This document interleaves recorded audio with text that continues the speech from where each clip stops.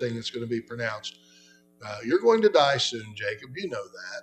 You're getting older, and things are. You feel your life slipping away. But I'm going to bless you with this one little piece of happy news. As you go down into Egypt, when you do die, Joseph's going to be there to perform that last rite. And that is usually the closing of the eyes. A lot of times when people die, their eyes remain open. You might say, well, why does that happen? You would think they would close their eyes like in sleep. And sometimes they do when people die, but really it takes more muscles for the eyelids to close than to keep them open. And so usually when the body relaxes, the eyes tend to be open. So what usually happens is people pull the eyelids down and hold them there until they become stiff, rigor mortis, and then they stay closed. And that's considered to be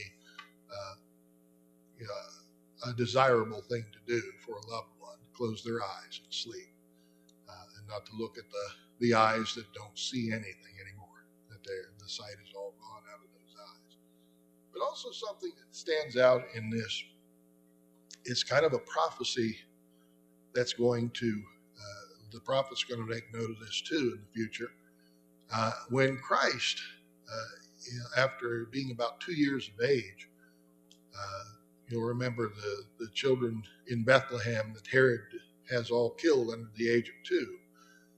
But Joseph's warned in a dream, and he escapes, takes Mary and his son, Jesus, down into Egypt. And then he comes out of Egypt. And the prophets all said, out of Egypt have I called my son. Matthew makes reference to this. And the prophets are talking about, of course, Israel, the nation of Israel, coming up out of Egypt as well. But there's a secondary prophecy that fulfills this, maybe even the primary prophecy that Matthew refers to this as Jesus coming up out of Egypt. He goes down to Egypt and comes back up out again. Okay, comes back into the land, the promised land. Well, here it is, a promise from God. I will be with you when you go down, and I'll take you down to Egypt, and I'll surely bring you back out again. That's a promise. You're going to go down there. It's not going to be easy. Things are going to get rough for 400 years. But I'm going to bring you back out again. That's the promise of the Exodus, isn't it?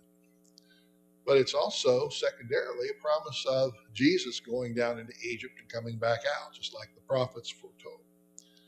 Okay, and Jacob rose up from Beersheba, and the sons of Israel carried Jacob their father and their little ones and their wives in the wagons which Pharaoh had sent to carry it. So they were given basically like not military chariots, but two-wheeled carts that make it easier to travel. And so they'd be able to travel in comfort and the luxury of the day. That was their Cadillac, I guess. Not like what we have today, of course, but it was a lot easier than just trying to make a trip on the back of a donkey or a horse or a mule, but to go on to be able to ride down instead of walk. Okay? They took their cattle and their goods, which they had gotten in the land of Canaan, and came into Egypt, Jacob and all his seed with him. You see the reference to seed here. The English Standard, I'm not saying I like this better, I really don't, but it just says offspring. And that's really what seed is, but I kind of like the seed. I like the reference to the seed. This goes all the way back into Genesis 3:15, where God tells the devil that I will put enmity between your seed and her seed, the woman's seed. The woman's seed is mankind, okay? And the devil's seed is sin. There's going to be enmity that's placed between the two of them. And that enmity, of course, is Christ. The seed or the offspring of Satan is sin, the offspring of the woman is the human race. And so there has to be something has to be placed there, or someone that can be able to separate the human race from sin, to be able to forgive sins. And that, of course, was in Christ. All right, and his sons and his sons' sons with him, his daughters and his sons' daughters, and all his seed brought he with him into Egypt. Now, this to go over this rather briefly, because there's a lot of reading here, a lot of names. And we'll try to get through this as briefly as possible, but this is going to give you an idea of how large Israel has become already. These are the names of the children of Israel which came into Egypt. Jacob and his sons. Okay, so Reuben, Jacob's firstborn, the sons of Reuben, Hanok, Phalu, Hezron, and Carmi. The sons of Simeon, Jemuel, Jamin, Ohad, Jachin, Zohar, Sheol, the son of the Canaanitish woman. And the sons of Levi, Gershon, Kohath, and Merari. The sons of Judah, and Onan, and Shelah, and Pharez, and Zerah. But and Onan died in the land of Canaan. And the sons of Pharez were Hezron and Hamul. Now remember that story that was mentioned briefly about Judah and his three sons, and Onan. Okay, and then of course Pharez is the son of Judah and the woman who he failed to give his youngest son to Shelah, who was supposed to, when he came of age, was supposed to perform that Levirate marriage law and raise up seed to both of his brothers. Right, but he didn't do that.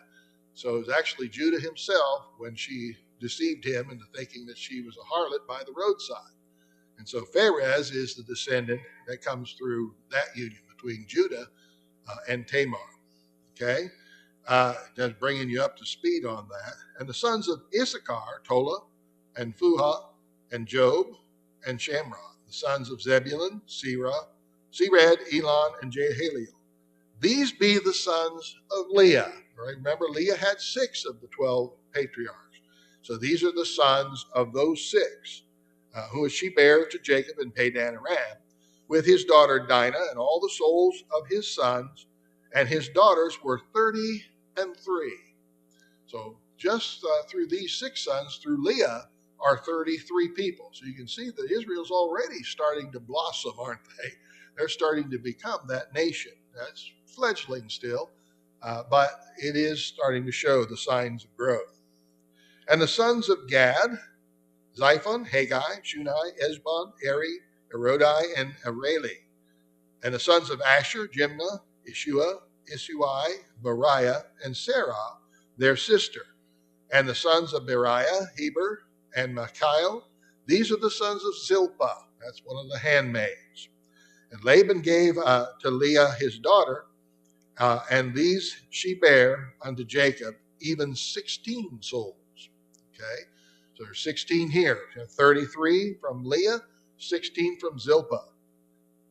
And the sons of Rachel, Jacob's wife, were Joseph and Benjamin. Sons of Joseph in the land of Egypt were born Manasseh and Ephraim, which Asenath, the daughter of Potipharah, the priest of On, bare unto him. So here's an Egyptian woman who becomes a part of the promise as well. The sons of Benjamin were Bela, Becher, Ashbel, Gera, Naaman, Ehi, Rosh, Muppim, Huppim, and Ard. That sounds like a nursery rhyme, doesn't it? Muppim, Huppim, and Ard. Anyway, Benjamin was a busy fellow, wasn't he? I'm sure that this is what happens. A lot of this happens afterwards, but Benjamin had a lot of sons. And what's that? All right, these are the sons of Rachel, which were born to Jacob. All the souls were 14. So even though she only had the 2 sons, 14 come through Rachel. The sons of Dan, Husham, and the sons of Naphtali, Jaziel, Gunai, Jezer, and Shelam. These are the sons of Bilhah, which Laban gave to Rachel his daughter, and she bare these unto Jacob. All the souls were 7. Okay, so we're starting to build up here. All the souls that came with Jacob into Egypt, which came out of his loins, besides Jacob's sons' wives. So that's referring to just the progeny, not the wives themselves. All the souls were 66. That's 66, but then you can factor in all the wives of these sons too, which became a part of that as well. And the sons of Joseph, which were born to him in Egypt. So these 66 come out, these are the descendants that come out of Canaan, but there are others down there in Egypt as well. The 2 souls, all the souls of the house of Jacob, which came into Egypt, were 70. So here we are at 70. All All right, and that's not counting all of the wives. They're a part of the nation as well. All the wives that they took. Some of them were, of course, Joseph was an Egyptian woman. There are a few Canaanitish women, as we've already seen. All right, but they all become a part of the nation of Israel. So 70 of the next generation, we should say, are already on their way. They're already on their way to becoming that great nation of Israel. You can go over this and still maybe have questions as to how many we're talking about, how many wives there were, how many servants came down with them. All right. And we'll see some of the answers to that too as we go throughout the rest of the book. But again, you can see that the nation of Israel is already on its way. And God is fulfilling that promise now. And that's why they're going to Egypt, because that's where they have to be until the wickedness of the Amalekites becomes full. All right, and he sent Judah before him unto Joseph to direct his face unto Goshen. And they came into the land of Goshen. So Judah was given charge of this. It's interesting because Judah was also the one, kind of the ringleader, who decided that they were going to kill Joseph, and then cast him into the pit, and then sell him as a slave. Judah seems to be the ringleader in this whole thing. But now Joseph is setting him in charge of them to take him into Goshen. Joseph made ready his chariot and went up to meet Israel, his father, to Goshen, and presented himself unto him, and he fell on his neck and wept on his neck a good while. What a joyful reunion that must have been, bittersweet, to fall on the neck of his father and weep. And Israel said unto Joseph, Now let me die, since I have seen thy face, because thou art yet alive. And Jacob says, I can't ask for any more than this. It's time for me to die, I'm ready to die now. This is fulfilling. I was able to see my son one more time. Okay, and Joseph said unto his brethren and unto his father's house, I will go up and show Pharaoh, and say unto him, My brethren and my father's house, which were in the land of Canaan, are come unto me, and the men are shepherds, for their trade hath been to feed cattle, and they have brought their flocks and their herds and all that they have. And it shall come to pass, when Pharaoh shall call you, and shall say, What is your occupation? Because that's kind of the thing that comes up, isn't it? So what do you do? Where do you work? All right. What's your occupation? Pharaoh will want to know that. It's just polite conversation. That ye shall say, Thy servant's trade hath been about cattle from our youth, even until now, both we and also our fathers, that we may dwell in the land of Goshen. For every shepherd is an abomination unto the Egyptians. Now, I don't know why that is, but the keeping of sheep is apparently something that the Egyptians despised. Cattle, that's fine. But shepherds keeping sheep, not so much. So Joseph tells him, cautions him, when he asks you this, you know he's going to, don't say we're shepherds. Oddly enough, what does Jacob do? Well, we'll see when we get into the chapter when Pharaoh actually visits with Jacob. And he asks him that very question. He really doesn't heed his son's advice, does he? We'll look at that, Lord willing, on Wednesday evening.